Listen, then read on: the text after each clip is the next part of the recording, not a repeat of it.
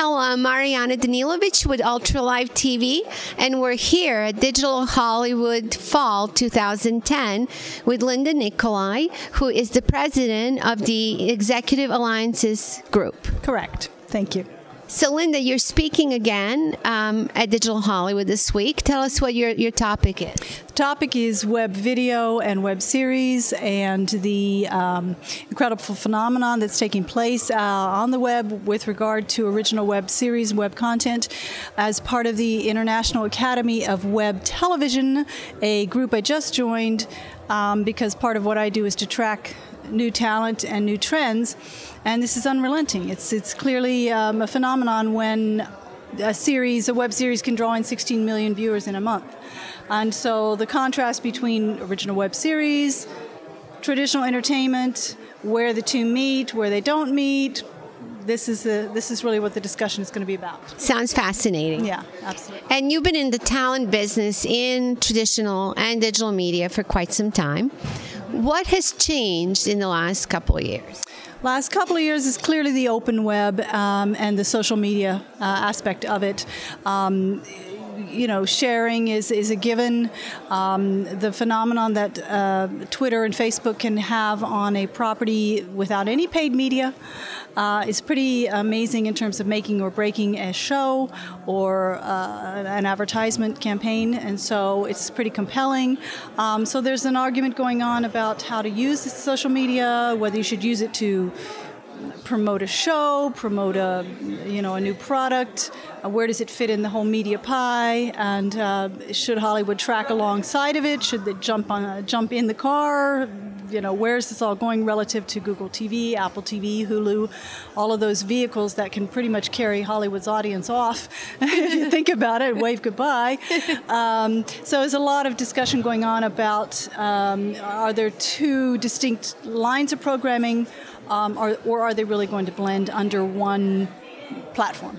And since a lot of people have been higher level executives at this show have been displaced from their positions in the last couple of years for the economic circumstances that our country and the rest of the world has been in.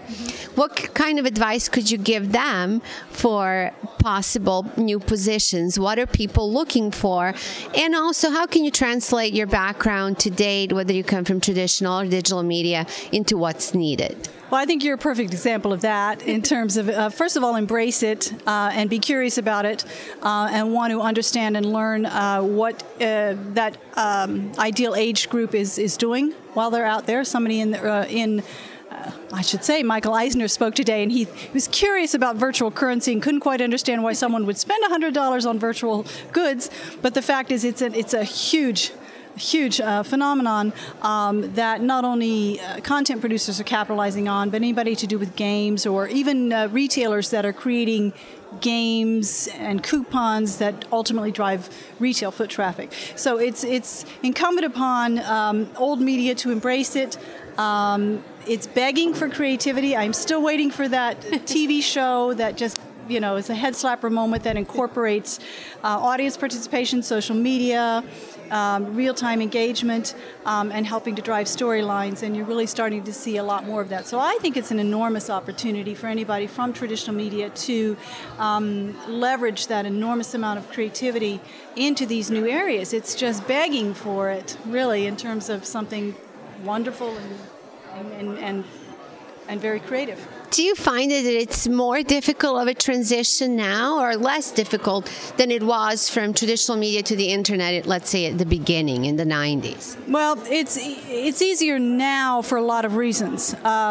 We are at the true intersection where you really can leverage what you do to a real live audience, a huge audience now. Whereas in the 90s, it was hard to get a viral video turned into something that was going to make you some money. And now, between YouTube and you have agents involved now, you have advertisers involved in a very meaningful way, you have actors involved in a very meaningful way. Justine Bateman's running around here somewhere doing her show, Easy to Assemble, which is in conjunction with IKEA. in fact.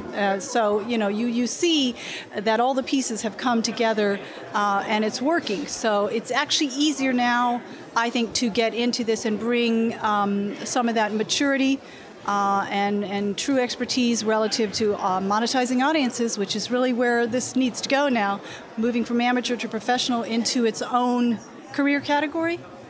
You wouldn't have been able to say that 10 years ago, but now you can actually, mom and dad, be happy. If your kids want to go into interactive internet programming, they can actually make a living doing it.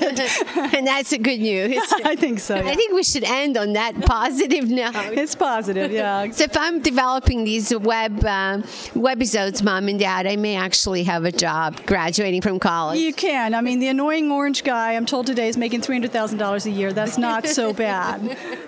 We like those stories, and we like the social network, clearly. Yeah, exactly. Thank you, Linda, and good luck with the panel. Thank you so much.